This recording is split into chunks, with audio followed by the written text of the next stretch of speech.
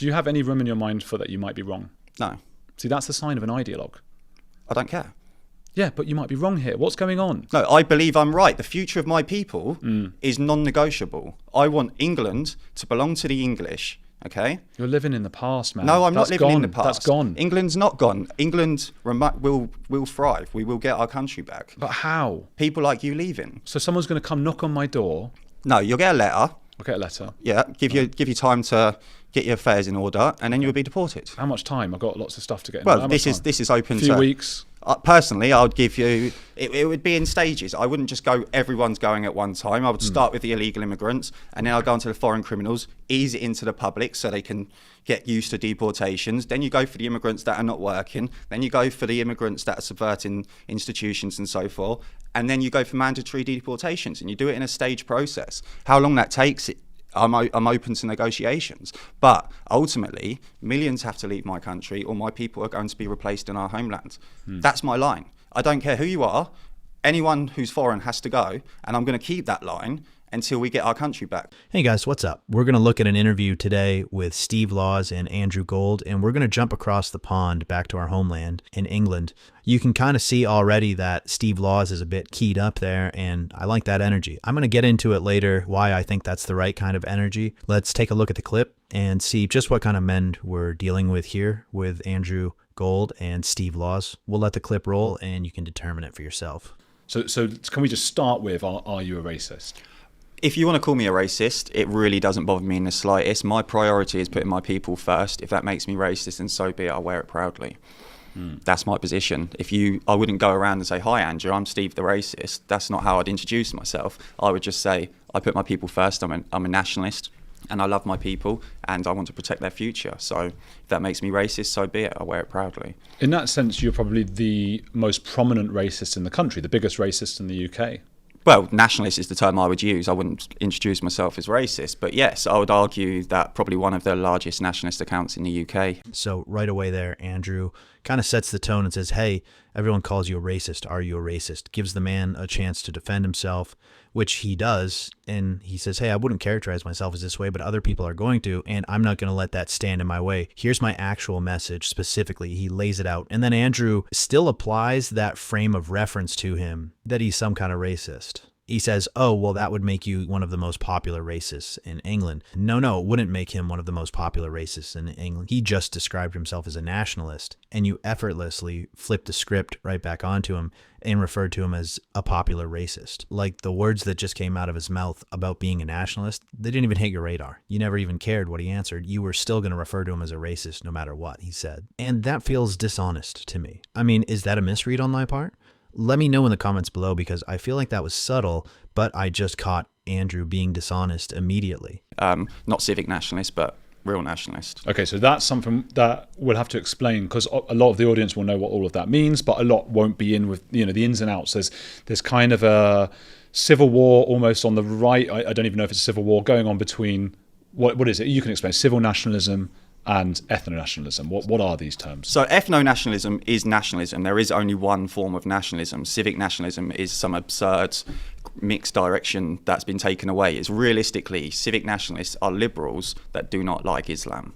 And that's pretty much their position. A lot of civic nationalists think that anyone can be British. They think that if you come over, you're born here, you're British. That's their position, and they think that's okay. Whereas a nationalist, my position is that England belongs to the English. This is our land, and we should protect our future. Our people are on the verge of becoming a demographic minority in our own homeland. That's unacceptable, and my line is total remigration. So civic, I suppose, is about the country. That's what it means. It's like it's a nationalism that just is and of itself. It's just nationalism. And then you're saying it's just nationalism, but then those who are like me would say yours is ethno-nationalism because it is dependent on one's ethnicity. But that is nationalism. It's based on a nation state which is built upon ethnicities. So on that side, yes, basically to simplify, the civic nationalist approach is about values, whereas ours is about ethnicity and people and our blood and our people. What is an ethnicity exactly? It's not quite a race or a culture, is it? No, it's sort of in between. So an ethnic group are a distinct group of people that have been formed over a various amount of time. So the English are a distinct ethnic group, the Scottish are a distinct ethnic group, the Welsh are a distinct ethnic group, and so forth.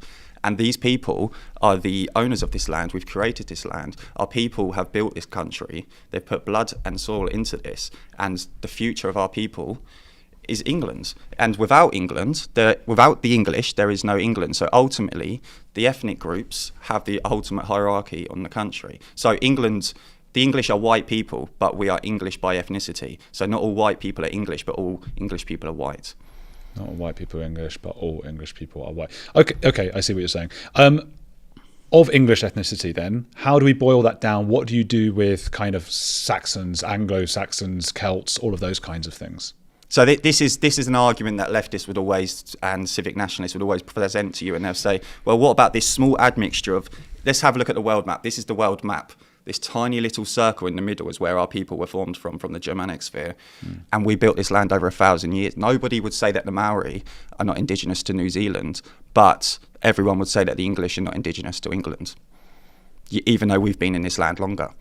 I would say the English are indigenous to England. But overall, from a leftist argument, that's what they would say. The left would say that. Yeah. So I think that's where civic nationalists like me would have some sympathy with. It's not just about Islam. You know, I think there's some sympathy with this idea of like, hey, come on, there's no magic soil. The people who built this incredible culture, which we've got here, the best culture in the world that we've built, were built by a bunch of people of similar ethnicities, right? But it is true that they are multiple ethnicities, right? English, we are talking about several things, and with Scottish, it's like the Scots and the Celts and the Vikings and stuff.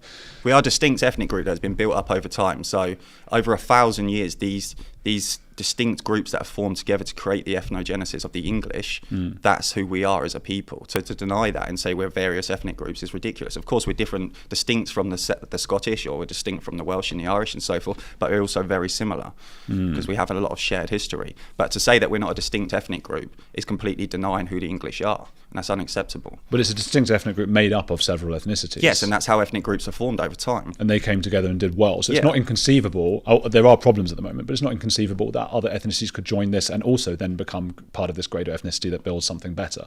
No. It's a very simple concept that even a bartender can understand.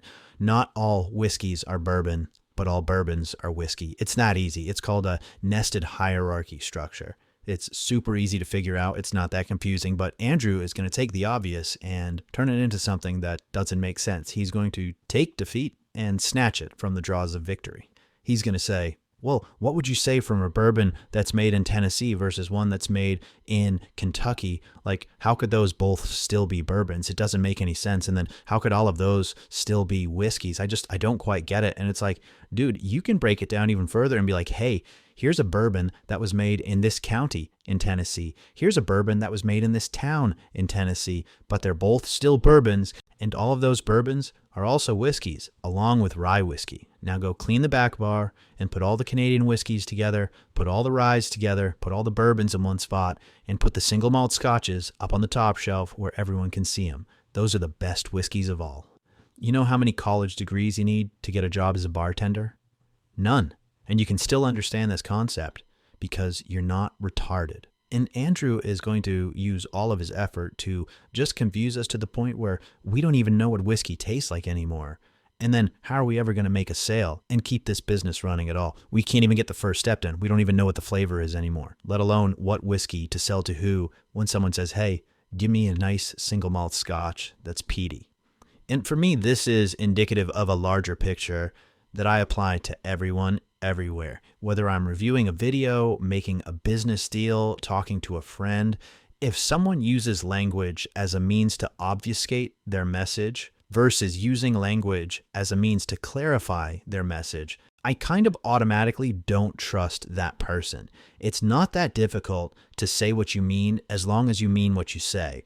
And this is why Andrew raises red flags immediately. This is why people like Piers Morgan and Patrick Bet-David raise red flags immediately, because every time they respond to someone else, I'm more confused than before they talked. And the first person who I really noticed this with, to the point where I could articulate these thoughts, was fucking Lex Friedman. No.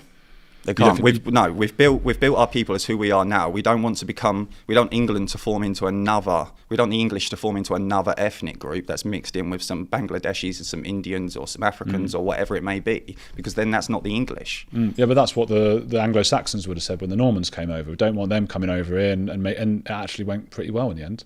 Yeah, and this is over 1,000 years ago, and these times are very different to what they are now. Those were invaders. They were not welcomed in to actually replace your people and let them sit back and watch it happen and actually pay for the privilege of it as well. Well, they assimilated and they mixed and then they created this amazing culture over.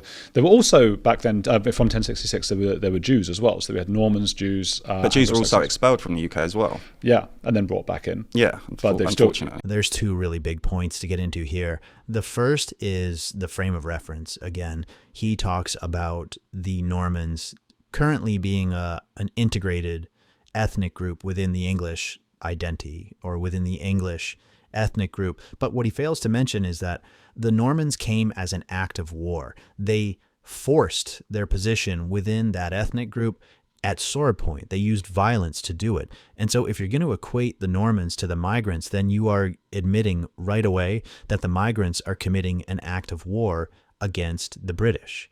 Now, an act of war requires a state actor. It requires an institution that has a monopoly on violence.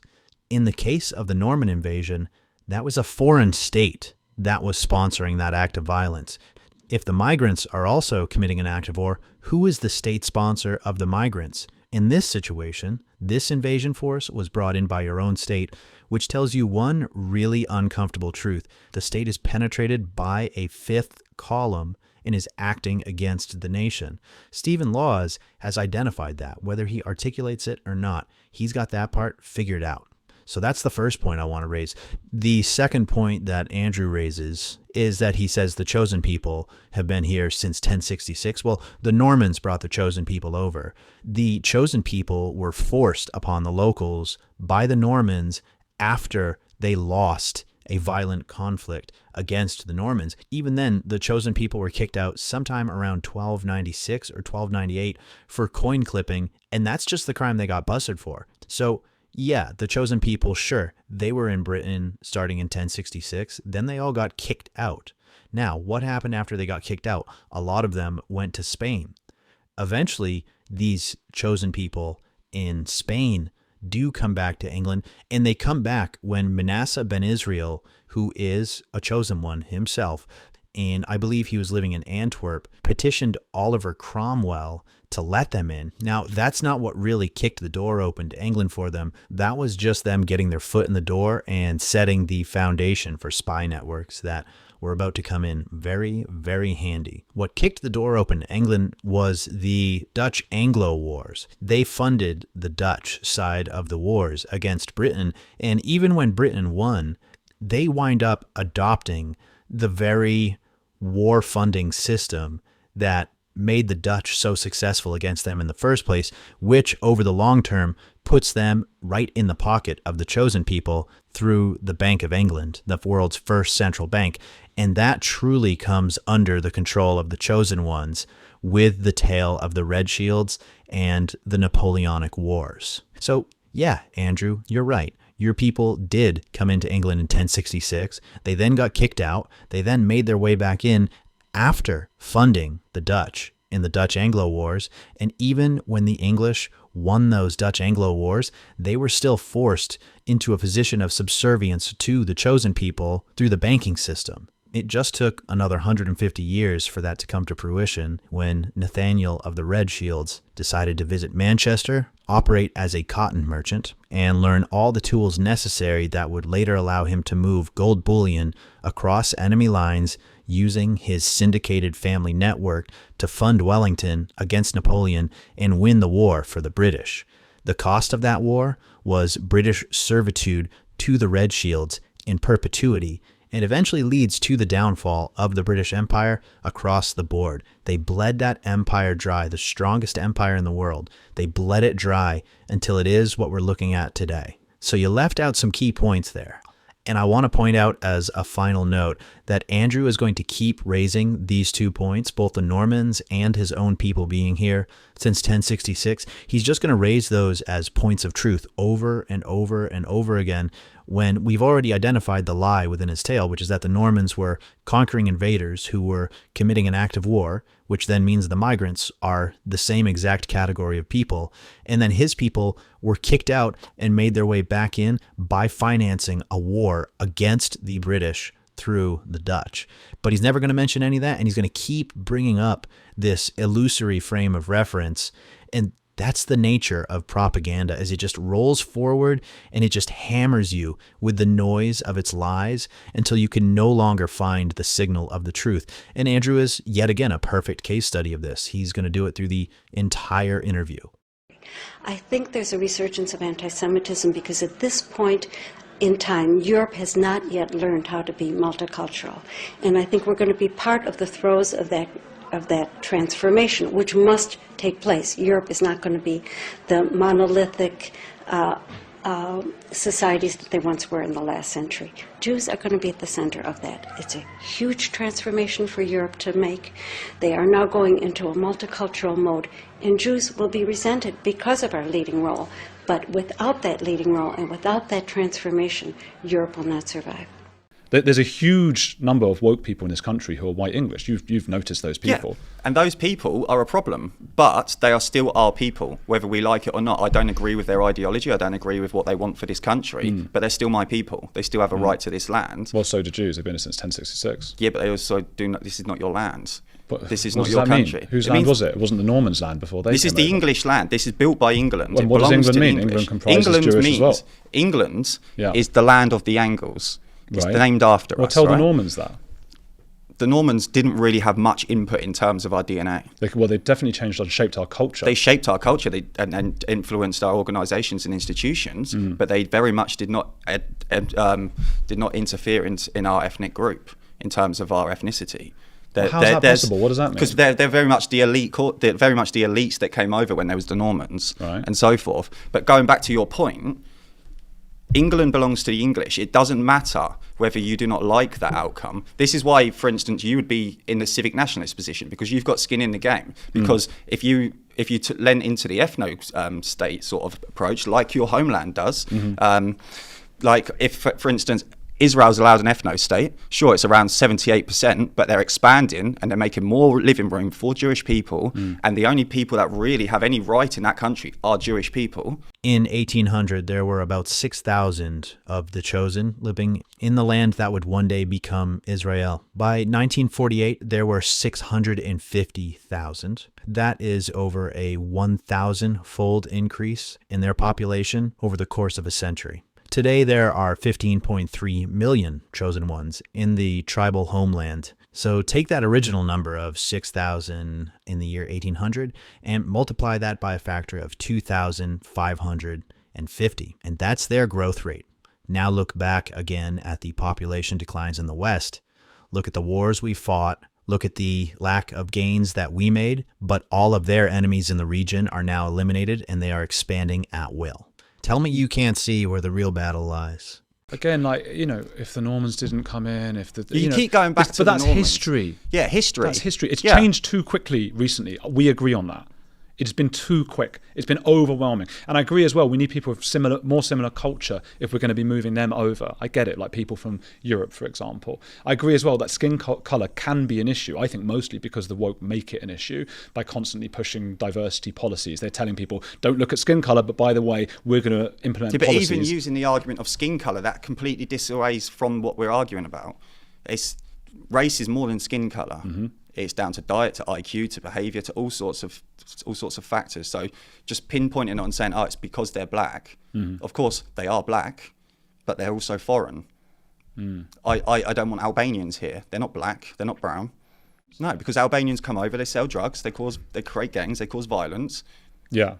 Just like when the Muslims come over, they create problems, they attack people, they create rape gangs and so forth. When the Jews come over, they get involved in organisations, they call for more immigration, they subvert institutions and they push their own as high as they possibly can. Yeah. Because all of these groups have self-interest, and you can't blame that. I have self-interest. My interest is the English people, and my priority is the English people. All of these foreigners have the same interest, but for their own, not for us. And push comes to shove, you may say, yeah, this geezer's nice. He loves it. He supports England, blah, blah, blah, blah, blah. But when push comes to shove, and it's our people or his people, he's choosing his people. When push comes to shove and you had to choose between the English people and the Jewish people, you're choosing the Jewish people. I'm choosing the English people. Okay, so all of my guys went to do a protest outside a synagogue. Yeah.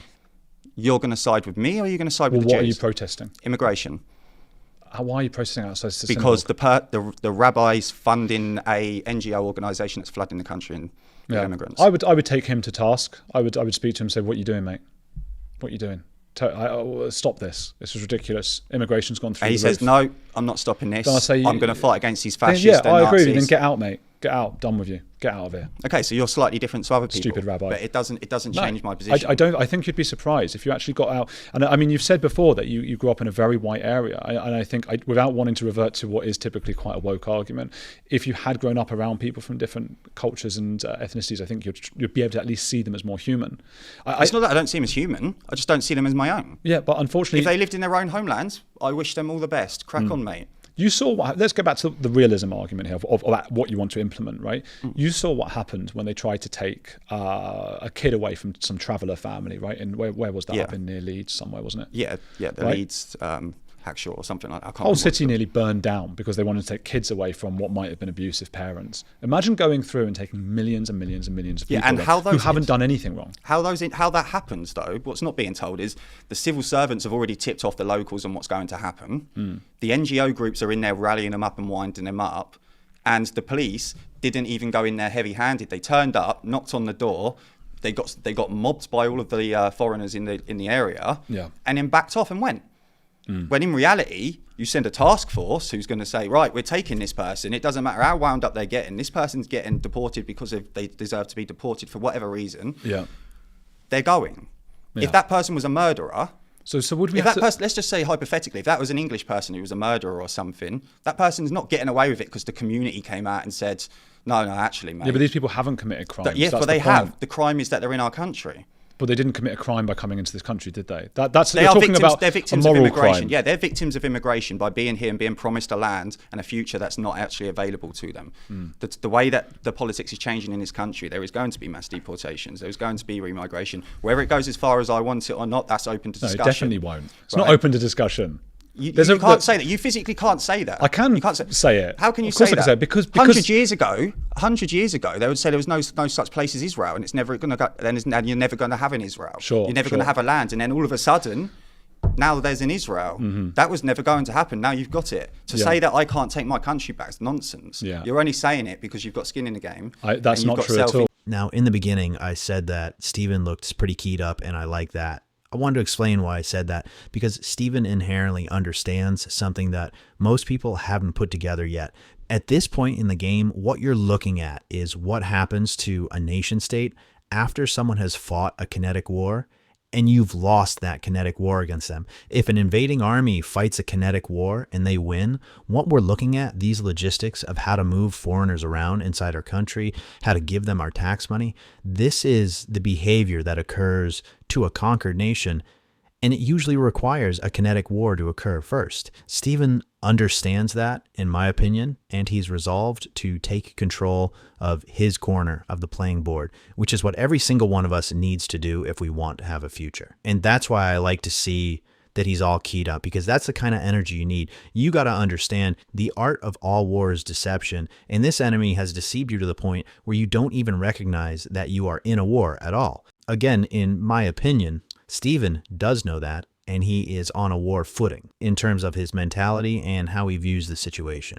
Tell me what you think. Leave a comment below, and if you made it this far, thanks for watching. Please like, share, and subscribe, and help this channel grow.